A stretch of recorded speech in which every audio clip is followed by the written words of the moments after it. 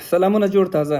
د سه شنبې په سهار البته د کابل په وخت سبا شاوخوا 11 بجې د افغانستان او هالند ترمنځ د روانې لړۍ درېیمه وروستۍ لوبه ده، په دې هیله چې دا لوبه هم افغانستان وګټي او افغانستان به هڅه او کوشش همدا کوي چې دا لوبه هم وګټي، ځکه د دغې لوبې ګټل افغانستان ته له دې پلوه ډېر ارزښت لري چې دوی د 2023 کال نړیوال جام ته د ورتګ مستقیم ورتګ هوډ لري. نو د دغه بري سره د افغانستان هغه پوینټونه نور هم زیاتېږي. افغانستان تر دې دمه 15 دا ډول لوبې ګټلې دي، نو شپږمه که هم وګټي، نورې لوبې د زمبابوې نورو هیوادونو سره دي، نو شاوخوا 30 لوبې لري. که په دې کې تر 500% زیاتې لوبې وګټي نو دوی به مستقیما د 2023 کال د یوې ورځنیو سیالیو نړیوال جام ته ځي او په دې هیله چې وګټي. مهمه خبره دا ده چې افغانستان 2 لوبې ګټلې دي.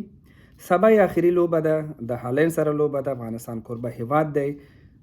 په سکواډ کې ځینې ځوانان هم شته، ځینې ځوانانو ته دا فرصت برابر شوی دی چې په سکواډ کې نوم راشي، مګر په تیرو 2 لوبو کې دوی ته دا چانس ورنکړل شو چې دوی لوبه وکړي، مینوال استعداد وګوري، خپله په ځان باندې باور پیدا شي او موږ هم حد اقل پوه شو چې دوی په سکواډ کې اخیستل شوي دي، د دوی د اخیستلو دلیل څه و.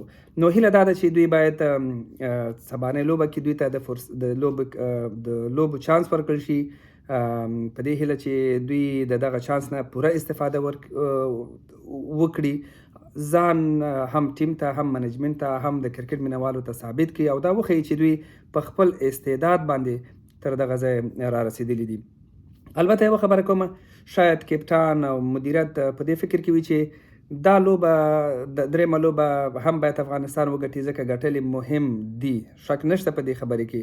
مګر په سکواډ کې چې کم ځوانان شته او تر دې دمه ورته چانس نه دی ورکړل شوی د لوبې، هغوی داسې بې استعداده ځوانان نه دي چې که تاسو دوی په سبانۍ لوبه کې واچوئ نو خدای نخواسته دوی به د افغانستان د ماتې لامل شي. نه، هېڅکله نه.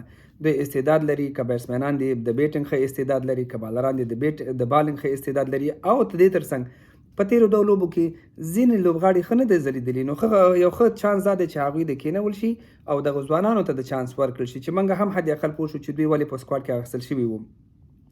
او تر ټولو مهمه خبره دا ده چې باید منیجمنت، مشران، روزونکي دغه ځوانانو ته باور ورکړي، دا ډاډ ورکړي چې تاسو استعداد لرئ او د دوی تر شا ودرېږي چې دوی نور هم مطمئن شي او خپل استعداد وښیي. کم ټیم چې لوبې ګټي هغه ټیم کې تغییرات ممکن نه وي، مګر د لوی هدف لپاره دا تغییرات راوستل کېدی شي.